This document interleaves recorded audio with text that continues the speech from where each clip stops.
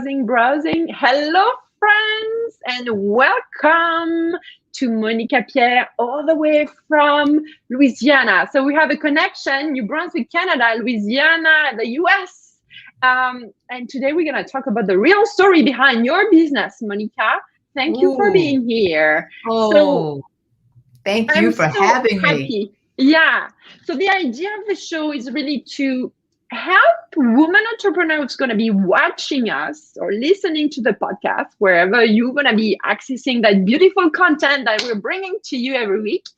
And we're going to inspire you to share more of your story so that you can showcase and profile your services and your programs on social media in a way that feels good and that generates revenues, wealth for you. And when I say wealth, financial wealth, yes, but also, when you see the influence you can have on someone because you share something that means a lot to them, because maybe they went through the same thing as you did, or maybe you are just bringing the light they needed in their life at that time. So Monica, thank you so much, because I know it's not that easy, but you know the power of video. And I'm not going to tell why, because I want you to introduce yourself, and we're going to go deep dive into your story with the screen and all the TV stuff you did in your life. So tell me, Monica, who you are and who do you serve right now with your business before we go in your story? Oh, first of all, merci beaucoup. Thank you so much. I told you before, I'm probably at where I am right now with my French, so don't have high expectations, even with a last name like Pierre. But first of all, my family's from Louisiana. I'm coming to you from New Orleans, Louisiana, but my family's from more of the southwestern portion, which is Cajun country. So those from your area ended up down in Louisiana, so that I have a strong connection and understand them very much. What I do is, in a way, I've always been a storyteller. I've always loved people's stories. I love listening to their stories. I love listening to their dreams and goals and what they want to do. So I've always figured and counted it as an honor and a privilege to hear them. So what I do, the people I serve, which is such an interesting question, particularly since I am pivoting, I am transitioning, I am reinventing myself again for a number of times. I do that and I love to do that. But it's basically to help women, first generation women, leaders and entrepreneurs create something of their own, Angelique, so they can own their own. Oftentimes, we're at the mercy of downsizing. We're at the mercy of changes in the environment, changes in the economy.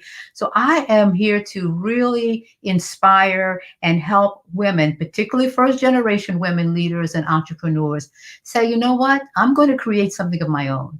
And I'm going to own it. And I'm going to make it look the way I want it to look. So I feel so drawn to them, particularly women who are first generation leaders and entrepreneurs, so they can not only define success and do well and have influence and affluence, but that they can also have an impact and philanthropy for generations to come. Because the women that I know, they're always finding ways to give and to support.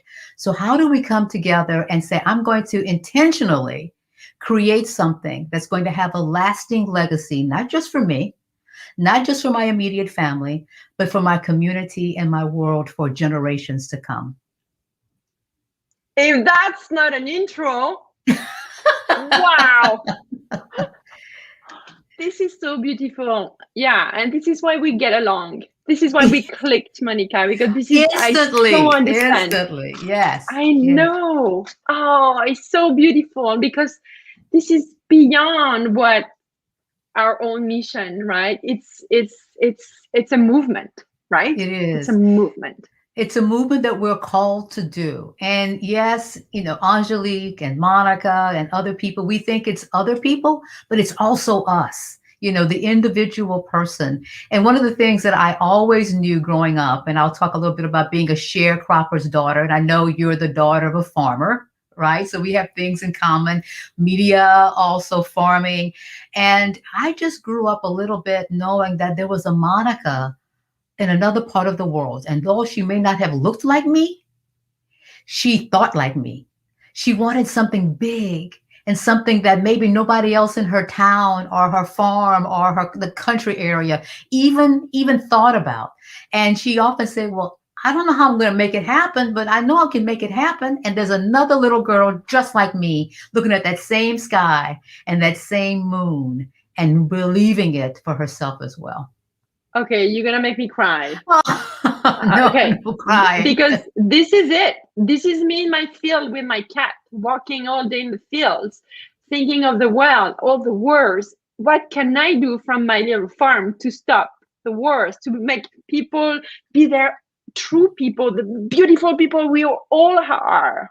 Yes. And how can I do that from my little farm? Oh, and look at both of us from our little farm. A little farm. I always say looking beyond the worn out fences.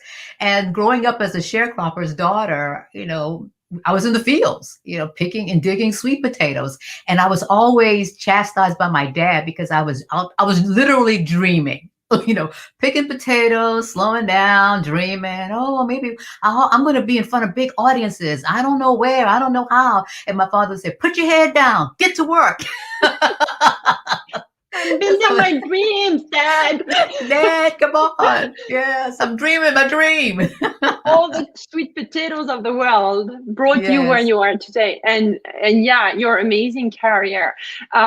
So, Monica, I know you're pivoting. It's a new adventure for you and you're on a mission. So can you tell us more about, so you just share who was the little girl, but then the little girl became like a TV star. You even got amazing prizes and everything. Tell us more of how you went from picking the sweet potatoes to the career as a TV person and personality that you became. It's such an amazing thing when I think about it, because sometimes I don't think about what happened for me. But when I was that little girl thinking about being in front of audiences, I wanted to be an actress. I thought that was the best thing in the world. And I would think about being an actress. And no one in my family had been an actress. We barely had a television set. So I don't even know where that dream came about. But I always saw myself in front of audiences. So I go to university, I have my first major, it's education, because all the people we admired, particularly women, the powerhouse women, were either nuns or they were teachers. So I said, okay, I'll be a teacher. There's nothing wrong with that. And then I realized I don't really want to be a teacher. So I changed my major and I decided that I don't know what's next. So I'm in the course catalog, going through it, end up in the P's. And I see psychology and I'm thinking, oh, I can do this. I don't know what it is, but I'm sure I can do this. And I said, I'm going to have a couch and I'm going to have patients and they're going to call me Dr. Pierre. So I changed my major for the second time and I'm going, I don't even know what they're talking about here. I don't even like it. So I changed my major. Like, I have to change it. And then one night I was with one of my college friends and she said, why don't you join me at the radio station? So I was in between classes, in between majors, didn't know what to do. So I go with her and she sits down, Angelique, and she puts her headphones on and she turns the mic on and she had the most beautiful fingers, long, beautiful fingers. And she turned on the button and she said, you are listening to KRVS Radio in Lafayette, Louisiana.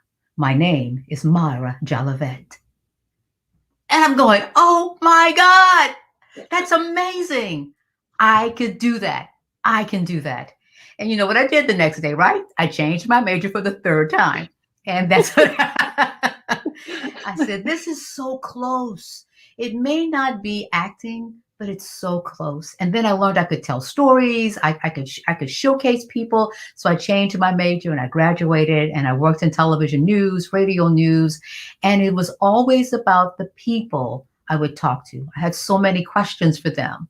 I wanted to know about them. I didn't really want to know the stats. And I know that's important in a story, but how is it going to impact them? So I got I changed careers, but it was wonderful. It was really in line with me. And all these years, I realized later that all of the parts of me, I have found ways to bring them to life. I teach, right? As a coach, you teach. I'm in front of audiences. There's some acting that can go on there as well in a sincere way. So that's how I ended up in broadcasting, working in news. I was able to tell a story and become an Emmy Award winning journalist. So that was so honored to do that. An investigative piece that I did just recently in 2021, this year, I was part of a show called Ya Mama Nem. And for those of you who don't speak New Orleans, it basically means, how are your mother and family doing? And it was an unscripted show, a pilot, and we actually won an Emmy, a regional Emmy for that as well. So I think about it and I'm so blessed. And sometimes when we are doing a lot of things and it's not always what we want to do, the way we want to do it, we feel like we're not hitting the mark or we're not succeeding and it's okay, but it's not really what we want. And then when we sit down and go, you know what? I've been blessed to do a lot. And I'm thankful that I'm able to do that. So that's my journey. And then comes this point where I said, you know what? I just really want to do what I want to do. I want to create media. I want to create shows. I want to create programming. I want to create publishing that I really want to do. And that's how I decided to start the Powerhouse Woman Show. We've had some wonderful coaching with Eleanor Beaton. I've learned a lot from people like you and all that you're doing. So it's just a matter of saying, okay, I'm open to it, and not always feeling that you're not being successful. And I've struggled with that. I used to tell people, yeah, I've done okay, but I didn't really do what I want to do. I didn't really act, that type of thing. I didn't create my own. So therefore it's okay. And I'm going, oh girl, you got to get over yourself. Yeah. It's funny how we judge ourselves so much. Yes. And so harshly. Judge ourselves so harshly. Mm-hmm. You would never do that to someone else. Oh no! Don't judge us. Well, I don't think so. Like, we're so tough with our towards ourselves. Absolutely. Hey, Monica, I see that on Instagram. I think we are not together anymore. Can you see on your phone? Let's see what's happening on my phone. I think you might be right. Me? You were frozen. I see myself. You're frozen. I just realized that. Okay. So if it's frozen, it's okay. We can transfer the interview later on Instagram. Like, I don't want to. So guys on Instagram, join us on Facebook or YouTube. We are live. And then later on, I'll put the interview on IGTV as well. I want to take a minute before You want me to request again? Because I think it kicked me off. Oh yeah, if you can, yeah. If you have it accessible, why not? It's not. If not, it's okay. Okay, I'll transfer it after. Yeah. Okay. So yeah, making you work very hard. No, it's all good. All good. So I want you to share more about the Emmy Award. Well, because that's a big deal. Okay. Yeah, I know. Tell us about that. Yeah, I'm gonna see if I can get you live again. Well, the first one I worked. Okay, the first one that I actually received the Emmy, and I was very blessed to do it. I was part of an investigative story. There were merchants, people selling at the time, supposedly cell phones to out of state or out of the U.S. Tourists. And they would tell them, this is a cell phone, but it's going to just work in your country. So for example, it won't work until you get to New Brunswick. So they would buy the phone, and they would go home to their country thinking they had purchased a cell phone, but what they actually had purchased was a cordless phone. But they didn't find out until they returned home. So we went undercover. I sent my producer. He was supposed to be an Australian businessman, and we got him selling him the phone, and we did the sting, and that's what we got the award for. So it's like, this is, yeah. Did you go yourself undercover? I didn't go. He went undercover, but I went with the cameras rolling into the store and said, hi, I'm Monica Pierre, blah, blah, blah, blah, blah, blah. And they were like, not happy to see me at all. Yeah, that's bold, eh? So I told my friends that I would stay away from Canal Street for a while. So it Yeah. was a story. I even was part of a committee meeting with our Louisiana state government, and I talked about the story. They got a law passed as a result of the story that I did. So it was Wow. quite a story, quite a story. Thank you for sharing this, because I don't want us to just pass, I know we could spend a lot of time on every step of your journey, but this one I had to stop you, and it's just, anyway, it's a big deal. It's Thank awesome. you. It's amazing. Yeah. May I just share? It's a big deal, but I didn't always feel that way. I for the longest, I didn't even display my Emmy. Because you do the work, then you're on to the next story. And I know you've covered television news, and we do the work, do the story, we do the best we can, and then it's the next day, it's the next story. So it wasn't until after Hurricane Katrina that I'm going, I haven't shown Emmy in a long time. So she was all kind of battered up because of the storm, and we had to put her back together again. But I've come to learn that was a big deal, and not just because it was an Emmy Award, but it was using my gifts and talents to tell a story to help other people. So I hate to say it, but I always kind of felt, no big deal. Not because it wasn't a big deal, was because I didn't want the spotlight on me as having won it. The story was fine. The work was great, but the spotlight on me. And as little girls growing up, particularly in my area, you just didn't want a lot of spotlight on you. You wanted the work to talk for you, and not people saying, "Oh, you're great," that type of thing. So I just wanted to share that. I love that.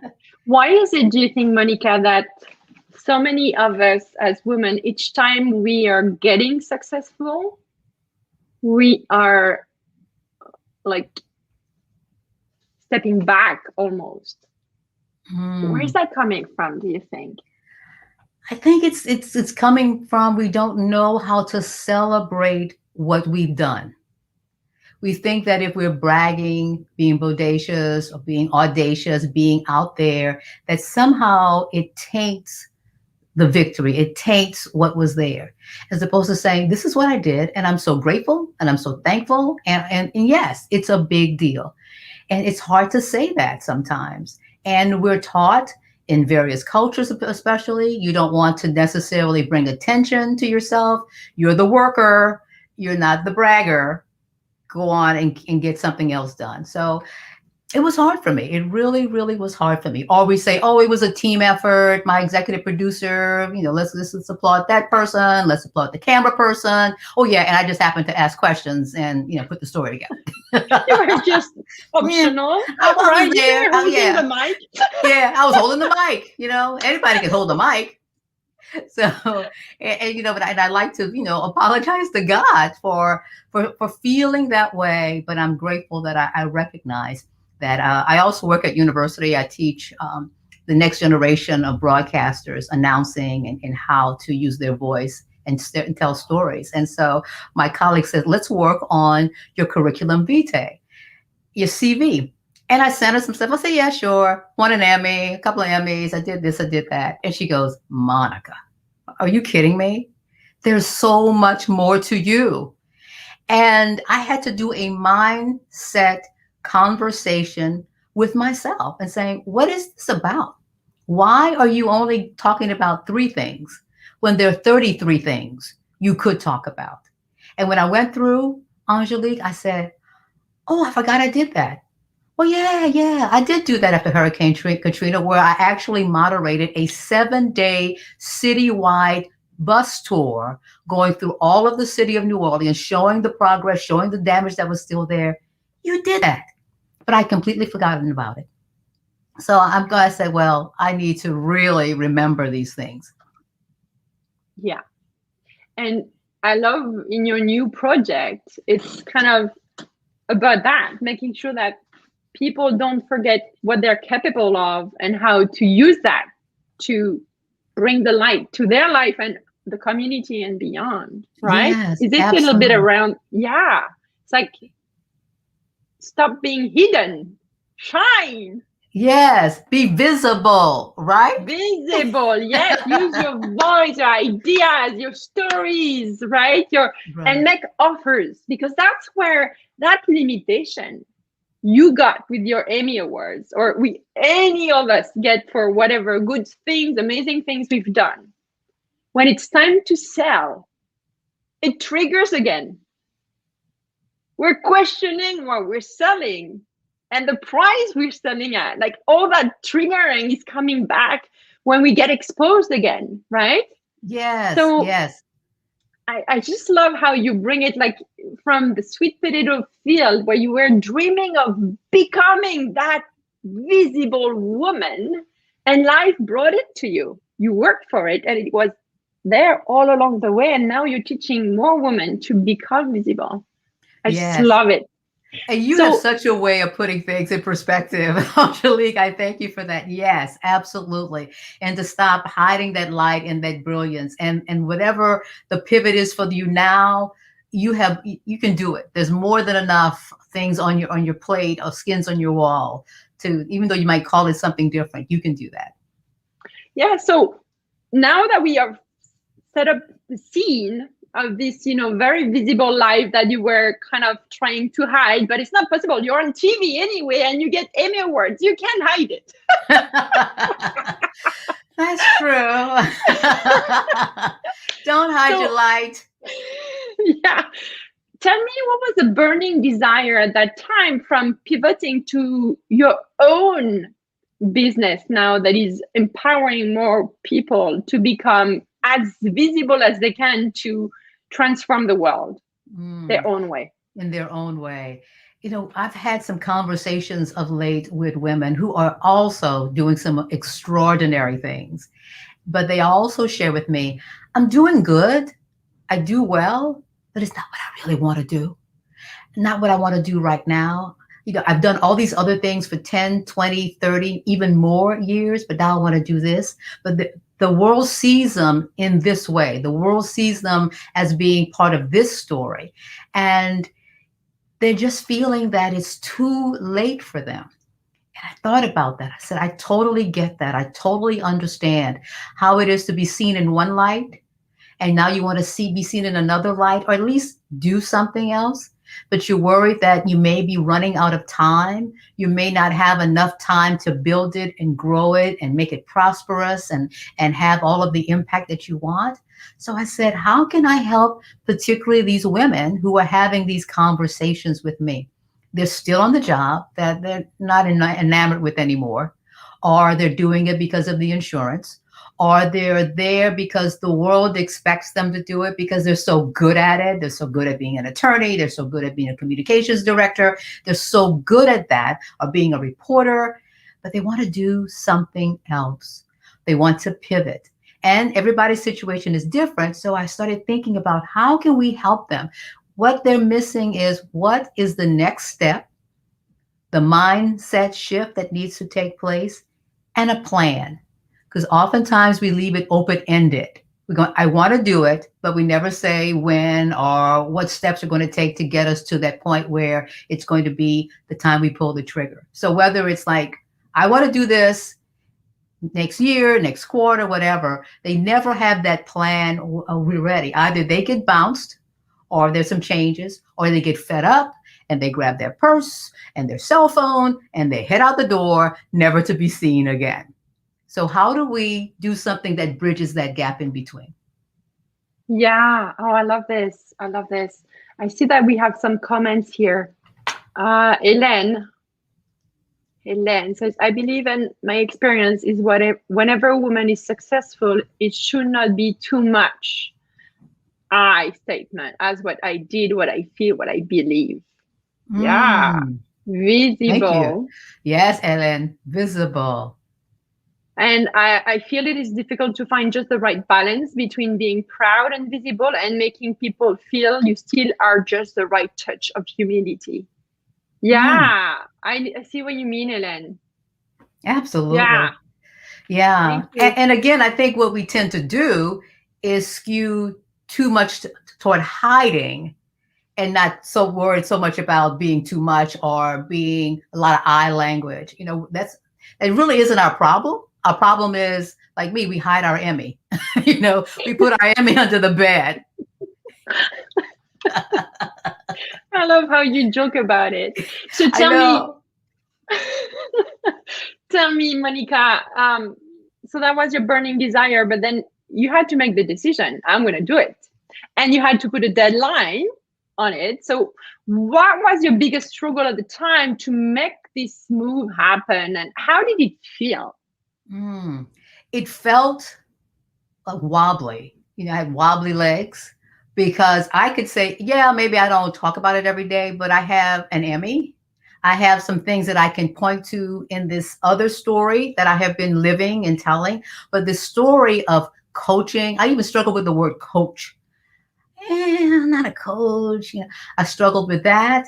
And what is my body of proof? You know, where's my award-winning coaching, whatever? And I said, but there are women right now who need someone to help them along the way. And a moment happened when I was talking to someone who, you know, she wanted me to coach her. And I'm going, okay, I'll sit there and talk to you. And, you know, she wanted to pay me. And it wasn't a whole lot of money, but she wanted to pay me. And she had this laundry list of 10 things she wanted to do because she had retired, well known in the New Orleans area. Her face is everywhere, came out of television news anchoring. And she wanted to do other things that she had been putting off.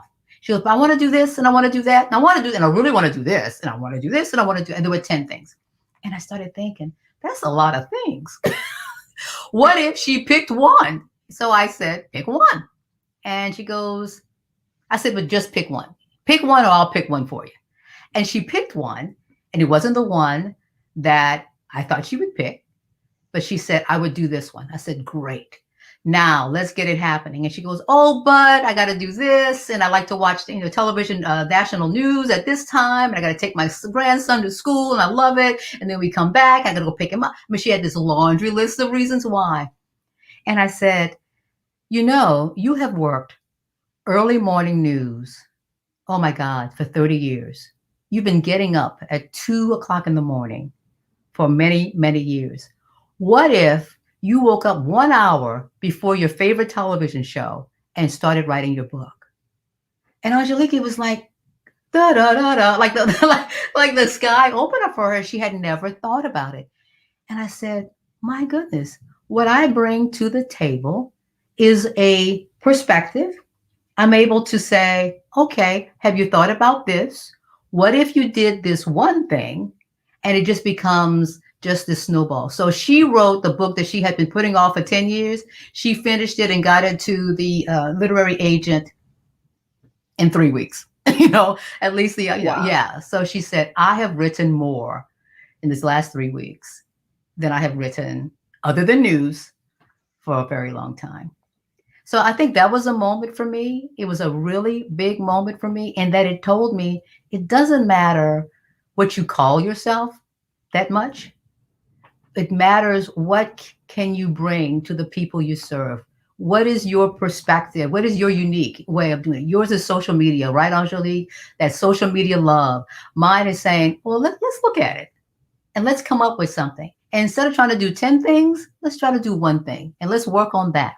And one of the things that I'm developing, thanks to my wonderful coach, is this whole reporter's mindset about how we approach stories. When we're given something to do, there are deadlines, we do our research, but we don't take all day because sometimes we're just finding out about the story and we have to go with it. We have sources, we check our sources, and we put together a news because the 5 o'clock newscast or 6 o'clock newscast is coming. And then we do our very best. And then we look at it and say, what did I do? Is there something I could do a little bit differently, a little bit more effectively? And that's just basically doing it and not just putting it off forever, because we get to be a certain stage in our life where we've lived more than we're going to. That's painful, but that's the truth.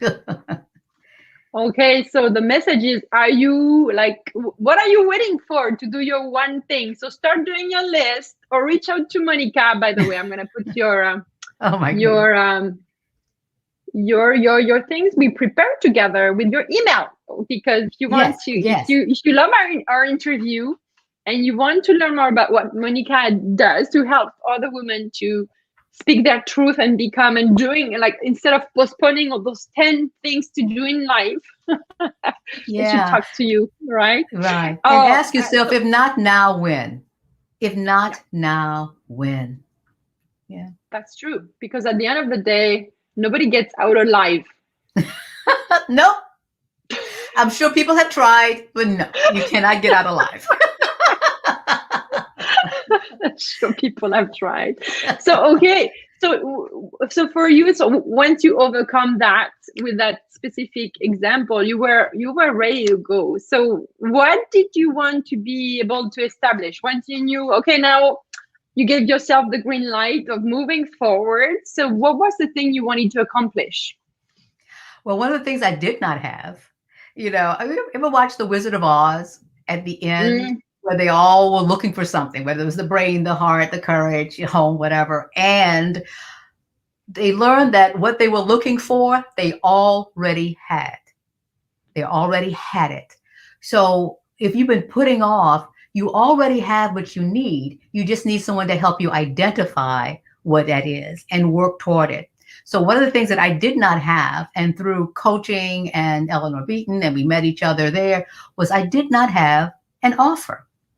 I didn't even know how to begin to put an offer together. I put on events in New Orleans where I'd encourage people, motivational events. People go like, this was the best thing. See you later. And, and then nobody came back. I go, come back, have something for oh, you.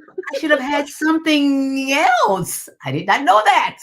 I paid someone to tell me that I needed something else. And I'm going, wow.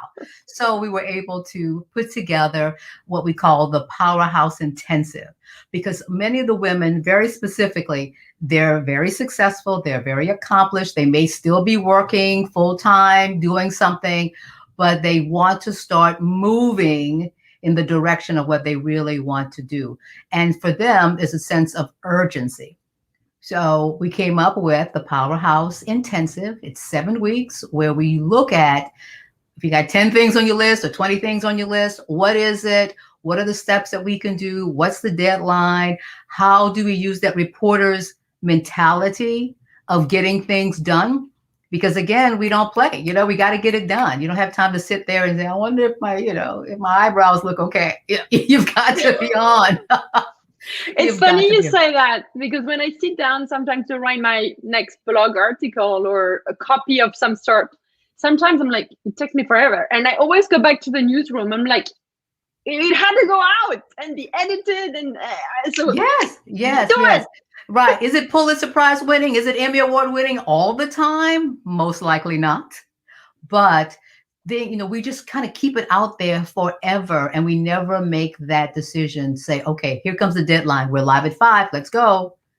And even in radio, after we do our live shows, we have our air check sessions where we go through it with our program director. This was good. This could be different, and you work on it, but you just don't sit there waiting on perfection, waiting for it to be perfect. So one of the things I needed in my little bag was an offer. So I'm so grateful that I have one, and it's small group, and I look forward to working with women. And I've learned, based upon working with the coaching program, the year-long one, is that I never knew coaching could be that way.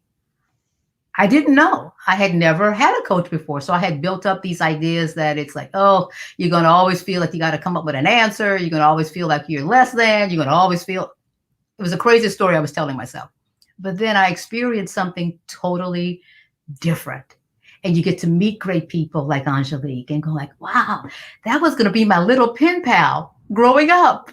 She was in France and I was in the United States in Louisiana. Like, wow. And I was picking up wheat and rocks in the field. Yes, and I was digging sweet potatoes and dreaming. And my daddy yelling at me, put your head down, get to work. I love it. Oh my God. So tell me, what is the biggest payoff for you to be at that stage in your career, in your path? So when I say payoff, it can be financially or at the state of being, or like, what is the biggest thing that you're like, this is it?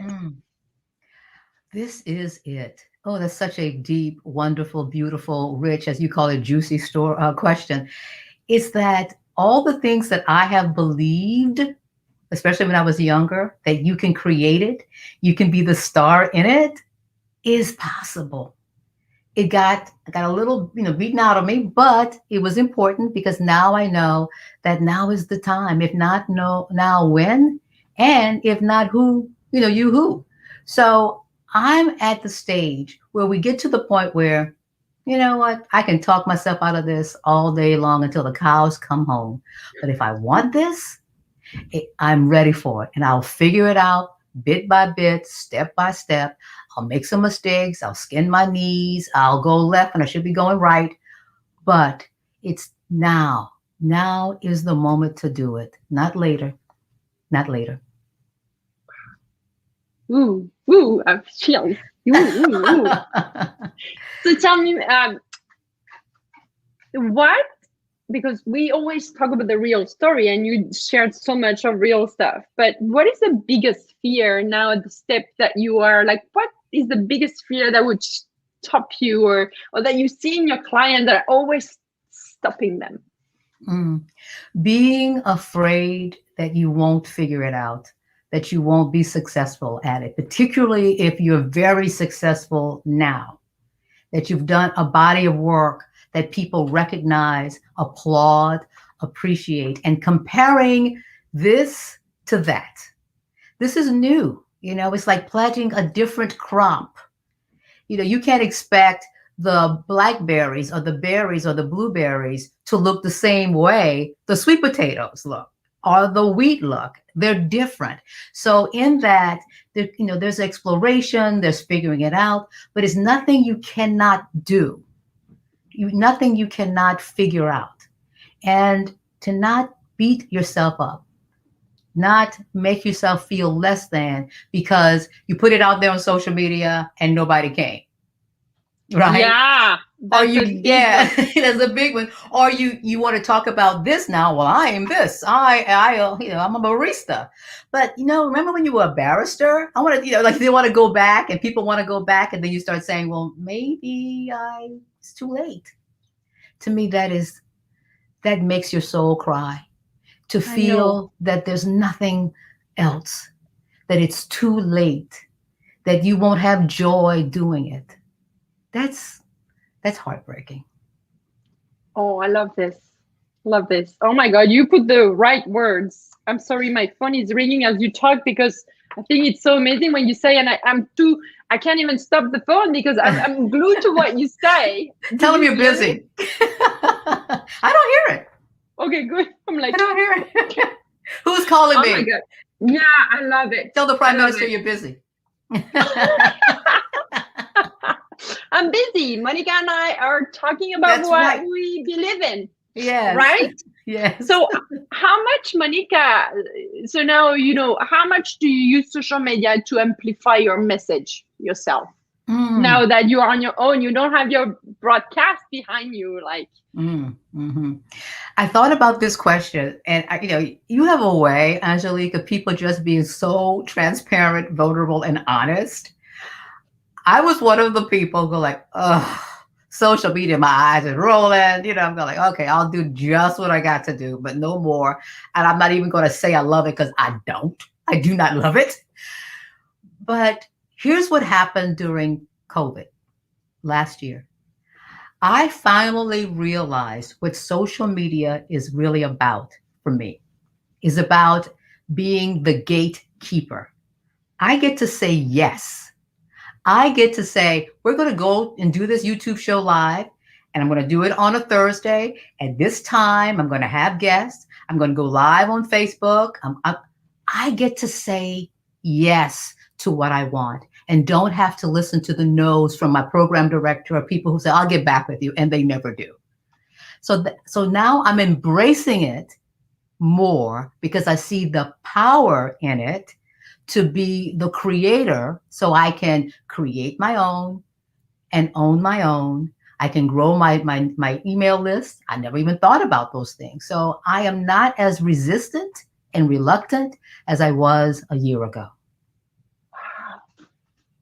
You are, that was the best pitch ever. Yeah, because That's I don't awesome. know. I think you studied communication and mass comm in college, right?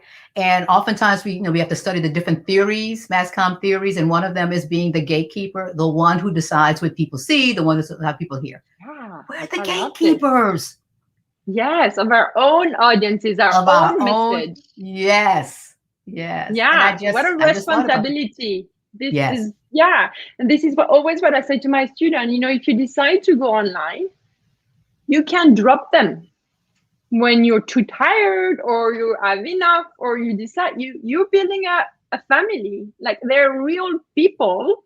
Some Hmm. of them don't even tell you that they're watching or listening. You don't know it, but you learn later that you had Yes. such an impact, right? Right. So I Right. love how you say we are the gatekeepers and we got to keep the door like Yes, moving. yes, yes. And that just because you may not consider it traditional media, it is media, and you have that audience that you have built, this community. They're sometimes I do on Facebook called Mondays with Monica. And it evolved from when I was on radio. I would do a 30-second motivational live. I would just talk about different things. And so I moved it to social media on Facebook. And one day I was so tired. I was like 2 minutes late. You swear that I had just robbed the bank. It's like people were like, "Where are you? Where are you?" And it's like, "Oh, we look forward to you." And I'm going, "Really?" you know, and they do. They And do. they They do. do. They They do. do. And I think the Yeah. big thing is we get tired and don't want to do it, or we're inconsistent. And Yeah. then there's this distrust, or they feel let down. So Yeah. even if you feel like, okay, this is not the best Pulitzer Prize or Emmy Award winning thing I can do, Yeah. showing up in Yeah. sincerity with intention is what your audience Yeah. needs. Yeah. Exactly. And yeah, and I like that both of us are from the news world. Like the news not gonna cancel because the producer doesn't feel like it today. No, no, no. Or it's a national holiday, or you all got sick. You Yeah. still have to go with it. And how many times when we worked in traditional news, television news, we did things, we were so tired. I would do Yeah. things where I had no voice, I know. trying to Yeah. do a stand up, sounding like this, Yeah. but we I don't know. did You're it. gonna go live. You're gonna go live, and you're gonna tell us that nothing is happening. That's right. Nothing. But as soon as we find out, right, we'll let you know. But we did it. We did it. But when it comes to when it comes to our own audiences, we have every reason and excuse that we give ourselves as to why we don't show up. And this is when you need to be so connected to your mission, Mm, right? yes. Like for me, I'm gonna be so frank. It's when I have my periods. The week of my periods, my hormones are going crazy. I don't feel like showing up. I'm in pain. But Mm, I always think of the first time that I realized the impact you can have when you open a mic online on your own is meeting that woman that I didn't know at the grocery store. And she, at the time, I had a food business. And she says, "Are you Angelique? And you know the recipe you had about avocados, the 8 ways to use avocados." She remembered the number. I'm like, that's the day yeah. I'm like, oh, people are watching. I didn't know. She didn't tell me. She didn't like. She didn't comment. People are watching, ladies, Hmm. when you take a Right. stand. And going back to our other connection, farming and growing crops, when you plant something, you see the little plant and you think, oh my God, when will it grow? When will it grow? When will I get some avocados? But there's so much going on beneath the soil that you don't see. All of the nutrients and the growth and the root system that's going on there. And the farmer trusts that even though he or she cannot see the growth, there is growth. So if we're just constantly picking it up and looking at, oh, is it growing? Is it not growing? It never takes hold. It never takes root. So that's the same thing I see with social media. We're too busy pulling it up to see if it's growing. Leave it in the ground. Totally. Yeah, it reminds me of the post I wrote for my father yesterday. Yes, I read that. I said that's. Yeah, I said, I can see. I'm like, wow. yeah, I had this epiphany. I'm like, yeah, we are farmers. We are digital farmers. Right. And I was with so real inspired. people. Right. I was so inspired by you yesterday in the post that when I did my Mondays with Monica live on Facebook, I talked about my dad who, passed away 7 years ago and the things that I observed from him about farming. And one was you have to plant it to grow it. Yeah. You you can, you got to stay on top of the weeds. If you let weeds get a hold of your garden or your plants, whether it's self-doubt, second guessing, or fear, they will take over. And number three, what I learned from him was that you can't sit in what happened too long, whether that is the agony or the victory, that there's another growing season coming. Yeah. So you just can't say, oh, it didn't happen. Or look what I did 2 years ago. Oh my God, that's a beautiful way to wrap up our time together because I'm very, we could go all day, I think. I know, I'm so sorry. Don't be sorry. It's amazing. It's just so inspiring. I know that people are going to be watching or listening. They're going to be on fire because you're such a storyteller. Oh my God. So yeah, we've learned so much about you and the resilience and the fuel of what you do and how you do it and how you keep going and how it's never too late. No, if not now, when? Yeah.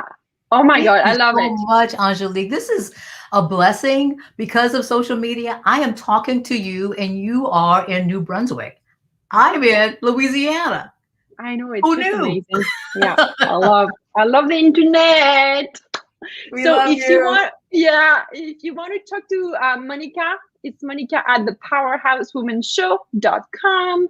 And then you'll have all the information you want, and you can follow her on social media as well. Yeah, and I'm always looking for great guests for my show. So you can also do the powerhousewomanshow.com. I'd love to learn more about you, what your thought leadership is, why would you be a great guest, and we can consider it because I want a global show. That's my goal for it, a global show. Okay, awesome. Noted. And then if you guys are wondering how you could be talking like that about, who you are and who you became and who you are becoming, because there is never an end. Right. There is no retirement of who you are becoming. That doesn't exist. I'm writing that down. I like that. No retirement. Because it's really something that is not, when you get accustomed to share, it becomes easier and easier. But so this is why I think it's in the description. I have a guide to help you remember, because it's hard for us. What story can I go and remember from my childhood, from my youth, from my 20s, So you go to the guide. It's the link in the bio, and I'm going to help you plant filters in your memory. And it's a workbook you can write down, but have a few tips that I learned from different people that I use for myself. And I even have this, I could show you, Monica. I have a wall, but I can't turn my computer. But I have a wall where I use my stickies, and each time I have a new memory coming back, because I find the older we get, the more memories we get, but we don't remember them. Oh, totally. Totally. So I have my stickies, and each time I have a new memory, I just put a few words so that next email I'm gonna write, I go to my board. I'm like, what story would support my point or my program or the thing I want to teach today? So I'm stealing that idea. That is So great. Well, I think I put it in the guide. I think if you want the guide, it's right there. Absolutely. But it helps the anxiety of finding stories, because as you said, so many stories, so many accomplishments, and then they don't have to be the happy stories. They can be the hard stories too, right? That demonstrate and support your point. So I so appreciate, oh my God, each time I do an interview with an amazing woman, I can't sleep at night. And I think tonight is going to be the same. I'm going to be like, you wired me for the week. Thank you. Oh my goodness, you wire me. I tell you, I love the light. I love the light that you bring. Monica, thank you so much. Anything I should have asked you that I didn't ask? Oh, you are an amazing interviewer and an amazing listener. I think one of your gifts is really listening to the people. But no, I would just say you're the one. If you're hesitant, if you think it's over, remember it's not too late. You can find a way, and you are called by the ultimate gift giver to make this happen, to find a way to manifest what it is that you want to accomplish. You can do it. You can do it. Here we go. You can do it. Thank you so much. Oh, And wow. I see, au revoir, madame. Yes, I see that we have another comment from Hélène. I want to show it. If not now, now. Don't even do when. Hélène says now. N-O-W. Oh, I like that. Yeah. Now. I'm the reporter. I'm always taking notes. Okay. Very good. I love this. Okay, have a great day, everybody, and let us know in the comments what resonated with you. And yeah, if you want to be a guest on Monica's show, on my show, if you have a story you never share but you want to try and share it, let us know. We are here for you. We are holding space for you. Okay, ciao, ciao, everybody. Thank you, Monica. Thank you, Angelique.